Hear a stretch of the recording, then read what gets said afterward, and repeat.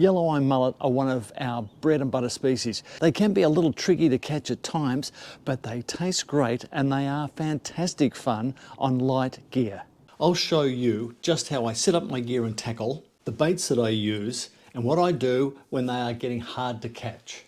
What I particularly like is that there are just so many ways to prepare them, to cook them. They taste fantastic. And the great thing is, you don't need a boat to catch them. You can catch these from the shore. You can catch them from our piers, from our beaches, from our estuaries. They are everywhere and they taste great. You don't need specialised gear for mullet. All I use is my, this is a 2.1 metre, it's a two-piece rod. It's rated for 5 to 7 kilo line. That's quite heavy. But what I do use is a lightweight leader on here so that I'm using light line and a smaller hook. But that's all you need, something like that. And then I've just used this is a 3000 series reel and this carries 5 to 7 kilo. At the moment, I've got 5 kilo line on that and that is absolutely fine. I don't do anything special for the mullet because I can catch them on just about anything. And as long as the end tackle and the hook is small enough, then you'll catch those fish. My preferred hook size for the mullet is generally the smaller hook. So I'll start with a size 8, but I'm willing to go down to a size 10 or a size 12 if I'm struggling to get bites. If the fish are pretty good and I want to catch the larger ones, I might even go up to about a size 2, especially if I'm in the surf. And my preference is for a J-shaped hook because most of the time I find that I have to strike into them. I don't particularly like circle hooks for mullet because I find that most of the time they don't hook themselves. The rig that I'm using is just a burley cage. The burley really helps to attract the fish. That's down about 45 centimetres down to a size 8 bait holder hook. And chicken. I start with a piece of chicken, but I've also got squid. If the chicken's coming off the hook too quickly, then what I will do is I'll put the squid on, which will stay on. It's a bit more rubbery, stays on the hook better. The other thing that I'm doing, I'm putting bait dip on my bait.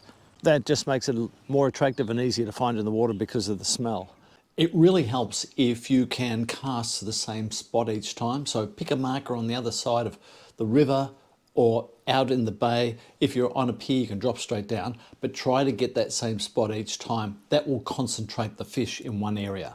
Mullet bites can be quite subtle, and sometimes it just means a couple of rattles on the tip of your rod, but that doesn't mean that it's going to be a small fish.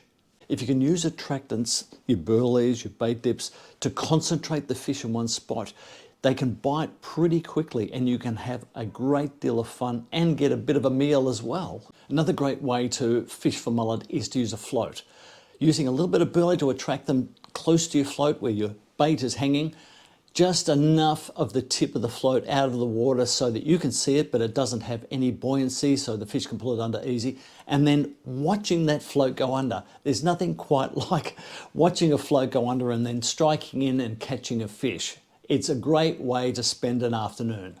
The smaller mullet are really good bait in themselves. I know a lot of mulloway fishermen who use the small ones that they catch as live bait later in the evening. When I'm fishing a bay beach, I like to use a burley cage as well. That's very productive and you can get a lot of fish that way. If I'm fishing the surf, I go a little bit different. When you've got heavier water flow, when you've got a bit of a swell, I like to use a different setup. I like a paternoster rig, 2 hooks on it, one being a larger hook. I'll put a bigger bait on that, hoping for the biggest mullet that are around. The other hook, the lower hook, I'll sometimes put a little foam cube on it to make it move around in the water quite a bit. And onto that, say a size 2 hook, then I'll put some squid or some chicken or pippy.